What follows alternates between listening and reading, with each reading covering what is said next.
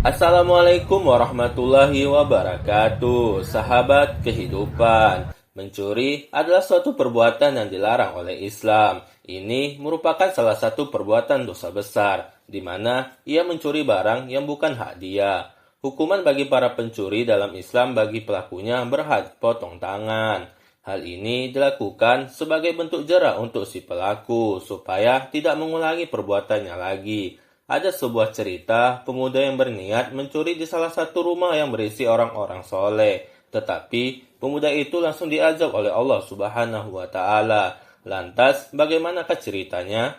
Sebelum lanjut ke pembahasan, bagi yang baru bergabung ke channel ini, jangan lupa tekan tombol like, subscribe, dan aktifkan notifikasi loncengnya. Yang sudah subscribe, semoga selalu dalam lindungan Allah Subhanahu wa Ta'ala. Amin ya Rabbal Alamin.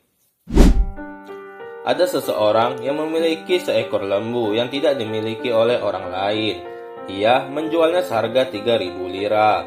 Ia telah menerima uang penjualannya dan meletakkannya di dalam dompet. Kemudian ia menyelipkannya dalam pakaiannya. Kemudian ia kembali ke rumahnya. Pada raut wajahnya terlihat tanda-tanda kesedihan.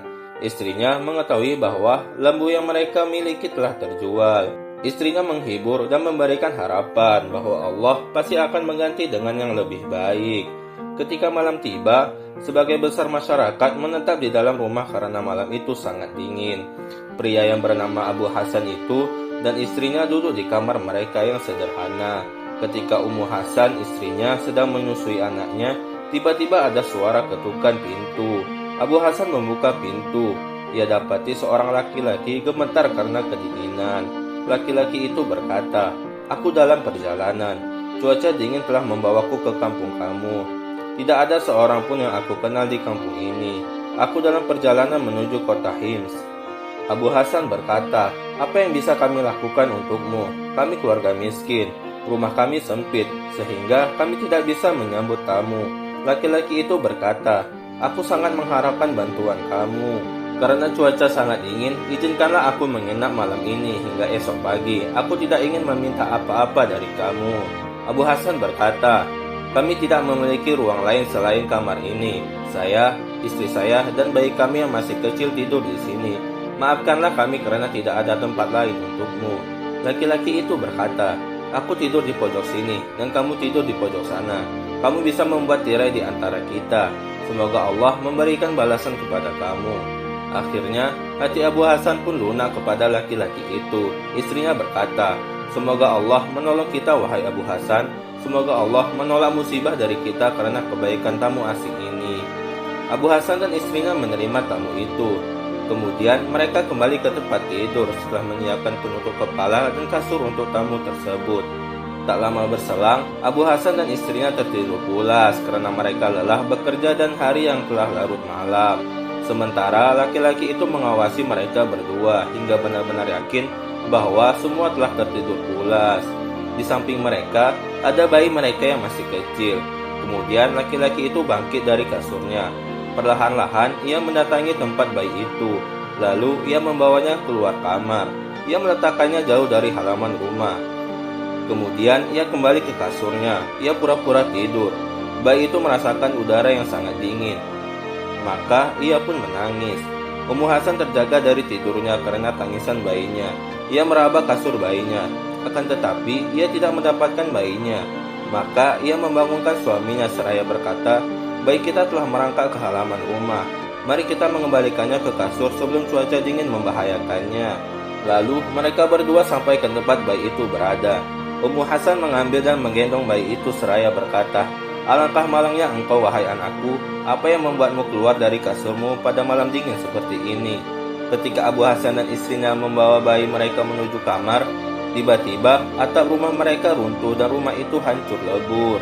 Mereka tegak berdiri. Para tetangga mendengar suara retakan kayu-kayu dan jatuhnya atap rumah. Mereka datang untuk memberikan pertolongan. Abu Hasan berkata, "Wahai warga, ada tamu kami di dalam rumah. Kita mesti menolongnya sebelum menjadi sesuatu yang tidak diinginkan."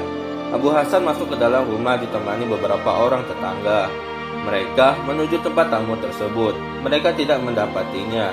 Mereka segera mengangkat reruntuhan hingga akhirnya mereka sampai ke tempat tidur Abu Hasan.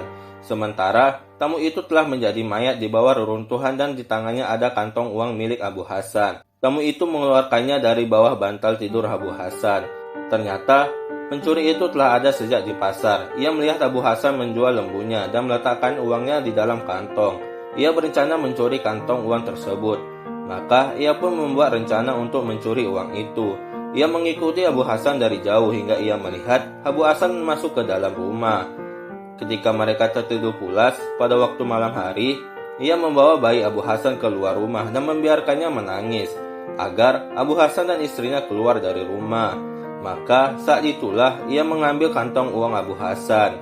Ia telah melihat Abu Hasan menyimpan kantong uang tersebut di bawah bantal. Pencuri itu membuat rencana, akan tetapi Allah mengawasinya. Hampir saja ia melaksanakan rencananya hingga Allah menyegerakan hukumannya terhadap penipu jahat tersebut. Allah menyelamatkan bayi Hasan dan keluarganya dari kejelekan. Allah mengirimkan wahyunya kepada alam, maka alam pun bergejolak. Atap rumah itu pun jatuh menimpa sang pencuri, maka ia pun mati di bawah reruntuhan rumah tersebut. Jika manusia lalai, maka sesungguhnya kuasa Allah tidak pernah lalai. Warga kampung itu pergi sambil berkata, inilah balasan yang segera untuk dosa yang sangat jahat. Benar, sesungguhnya dalam peristiwa itu terdapat pelajaran bagi orang-orang yang memiliki hati. Semoga video ini menjadi pembelajaran buat kita semua. Jangan lupa share ke teman-teman kalian. Jangan lupa komen dan sampai jumpa.